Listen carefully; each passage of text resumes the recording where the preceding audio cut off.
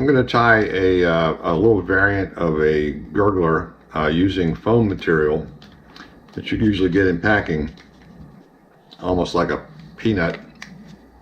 I cut it into strips and then we'll cut it and use it. I'll also show you how to use that in a minute. I usually use a light wire hook, sort of like a mosquito owner hook in either 1/0 or 2/0, but any wide gap hook I think would work fine.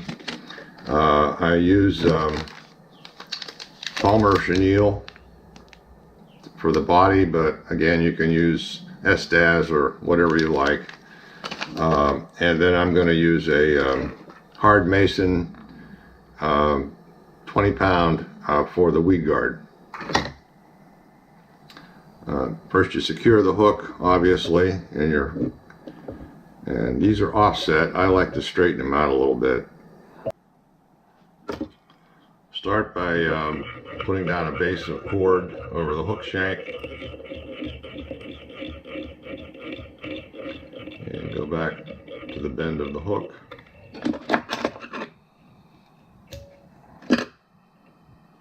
Secure your Palmer chenille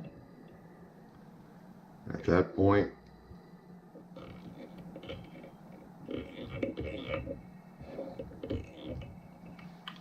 And then take your foam material and cut a piece longer than you would ever imagine it to use. And I'll explain why for a second, but that's much longer than you'd ever use for a gurgler fly. And hang it off the back, you know, maybe about 1 inch or so. Give yourself plenty of room to trim it later on. And then just cinch that down on the hook. Bring it down nice and tight. Put a couple wraps in front. And then go back into your cinch down area and do a couple half hitches. I think this helps keep the fly from rotating later on.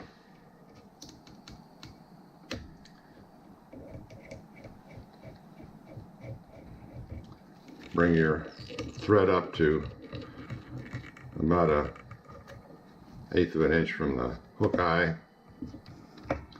and then you can take your Palmer chenille and wrap as much of that around there as you like. I'm not sure how important it is, but most gurgler flies have something like this.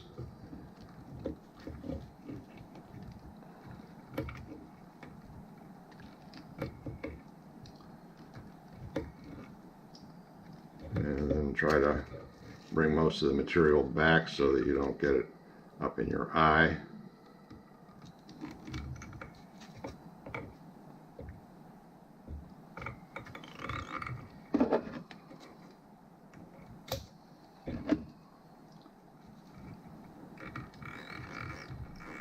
Again, staying back from the hook eye.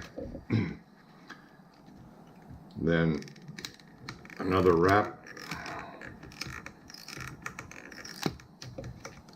Again in front. And a couple half hitches.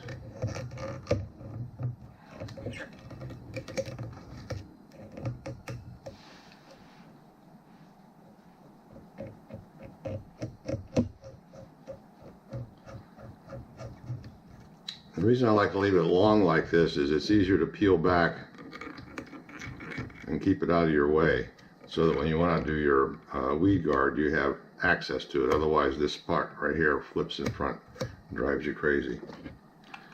So I just cut off a piece of my Mason's hard. I like to crimp it in the middle, but you can do any kind of weed guard that you like.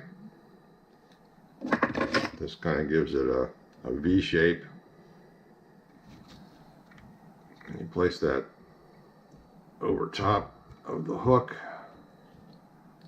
and you give that a couple wraps to cinch it down in front and back, and then grab your tag ends here and you can pull that down.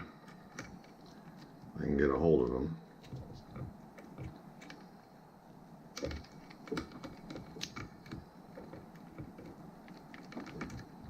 Pulling on a chenille gets in the way sometimes, but there we go.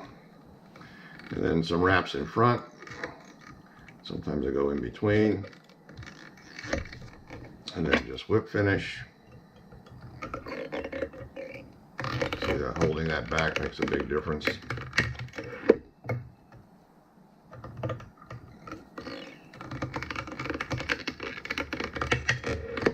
Okay, now the fly's pretty much done.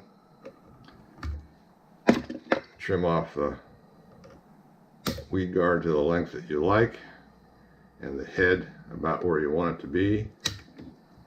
You make it as much as you like, and then you just trim the tail. Take the hook out, and you can sort of see what it looks like at this point. Take some curved scissors and trim the tail to give it a little bit of a torpedo shape, like so. And you can adjust the tail if you think it's too long. It's easier to cut away than keep. And that's pretty much it, all done.